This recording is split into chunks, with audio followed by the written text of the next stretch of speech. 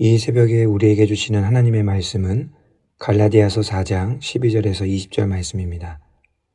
하나님의 말씀을 봉독하겠습니다. 형제들아, 내가 너희와 같이 되었은즉 너희도 나와 같이 되기를 구하노라. 너희가 내게 해롭게 하지 아니하였느니라. 내가 처음에 육체의 약함으로 말미암아 너희에게 복음을 전한 것을 너희가 아는 바라. 너희를 시험하는 것이 내 육체에 있으되 이것을 너희가 업신여기지도 아니하며 버리지도 아니하고 오직 나를 하나님의 천사와 같이 또는 그리스도 예수와 같이 영접하였도다. 너희의 복이 지금 어디 있느냐? 내가 너희에게 증언하노니 너희가 할 수만 있었더라면 너희의 눈이라도 빼어 나에게 주었으리라. 그런즉 내가 너희에게 참된 말을 함으로 원수가 되었느냐? 그들이 너희에게 대하여 열심내는 것은 좋은 뜻이 아니요 오직 너희를 이간시켜 너희로 그들에게 대하여 열심을 내게 하려 함이라. 좋은 일에 대하여 열심으로 사모함을 받음은 내가 너희를 대하였을 때뿐 아니라 언제든지 좋으니라. 나의 자녀들아, 너희 속에 그리스도의 형상을 이루기까지 다시 너희를 위하여 해산하는 수고를 하노니 내가 이제라도 너희와 함께 있어 내 언성을 높이려 함은 너희에 대하여 의욕이 있음이라.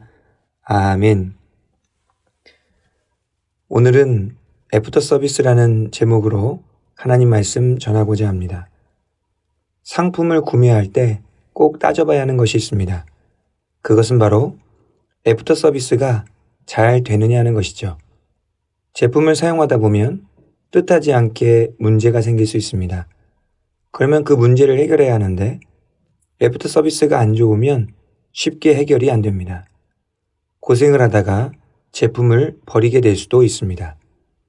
그러나 애프터 서비스가 잘 되면 다시 잘 사용할 수 있는 것입니다. 애프터 서비스는 단순히 고장난 것을 수리해주는 이상의 의미가 있습니다. 거기에는 기업과 소비자 간의 신뢰를 쌓고 브랜드 이미지를 형성하는데 중요한 역할을 하기 때문이죠. 애프터 서비스가 잘 되면 좋은 회사, 건강하고 훌륭한 기업이라는 인식이 됩니다. 그리고 소비자와 기업도 좋은 관계를 갖게 되는 것이죠. 오늘 말씀에도 최선을 다해 애프터 서비스를 행하고 있는 사람이 나옵니다. 바로 사도 바울입니다. 바울은 1차 전도 여행 때 갈라디아 교회를 세웠습니다. 여러 가지 위험과 고난이 있었지만 하나님의 은혜 가운데 잘 세웠죠. 그리고 갈라디아 교회를 떠나 또 다른 곳에서 복음을 전하고 교회를 세웠습니다. 그런데 갈라디아 교회에서 전해오는 소식이 심상치가 않은 것입니다.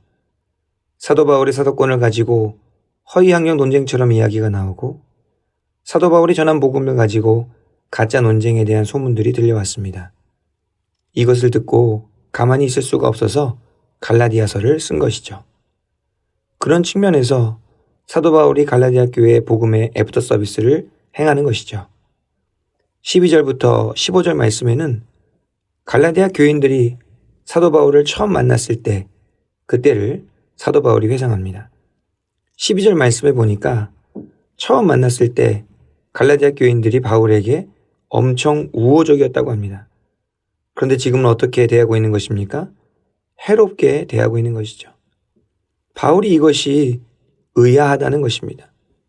13절 말씀에 보면 바울이 말한 육체의 약함이 안질인지 아니면 간질인지 아니면 또 다른 질병인지는 알 수 없으나 그 육체의 약함 때문에 그 육체의 약함을 가지고 갈라디아 교인들을 만나게 된 것이죠. 14절 말씀에 보니까 갈라디아 교인들이 바울을 얼마나 존경하고 사랑했었는지 마치 하나님의 천사와 같이 그리스도 예수와 같이 영접했다고 합니다. 15절 말씀에 보면 바울에게 눈이라도 빼주었을 정도로 바울을 위했다라고 말합니다. 그런데 중간에 무슨 일이 어떻게 생겼는지 이제는 갈라디아 교인들이 바울에게 차갑게 대하고 있는 것이죠. 목회를 하면서 가장 마음이 힘들고 어려울 때가 있습니다. 그것은 성도님들이 차갑게 돌아설 때이죠. 물론 성도님들도 목회자들이 차갑게 대하면 큰 상처를 받으시겠지만 목회자들도 똑같습니다. 친절하게 대해주시고 아껴주시고 사랑해주시다가 어느 순간 갑자기 차가워지면 그것만큼 힘든 것이 없죠. 지금 바울의 상황이 딱 그런 것입니다. 황당함, 배신감, 안타까움 등 별의별 생각이 다 드는 것이죠. 그렇지만 그럼에도 불구하고 바울이 정신을 가다듬고 하나님 앞에서 기도하는 마음으로 갈라디아 교인들을 향하여 복음의 애프터 서비스를 시행하는 것이죠.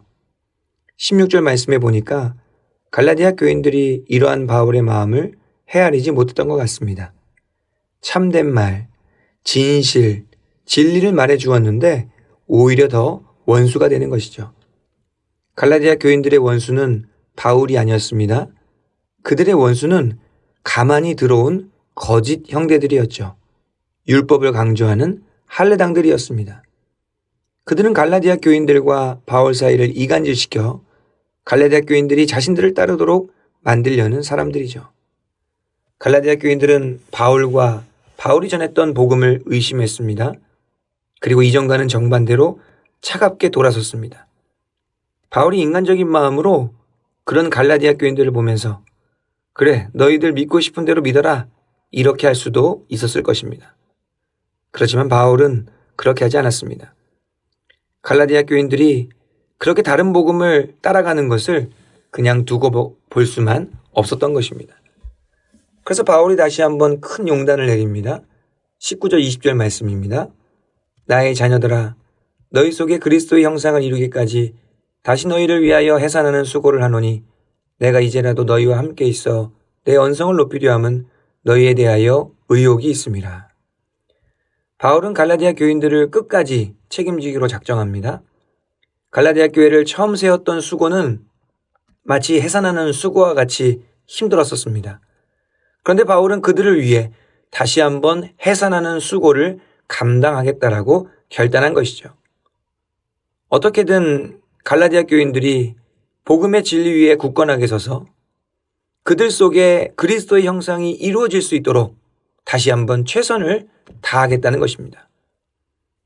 갈라디아 교회를 향한 바울의 마음을 살펴볼 때 우리는 신앙생활에 있어서 애프터 서비스가 얼마나 중요한지 깨달을 수 있습니다.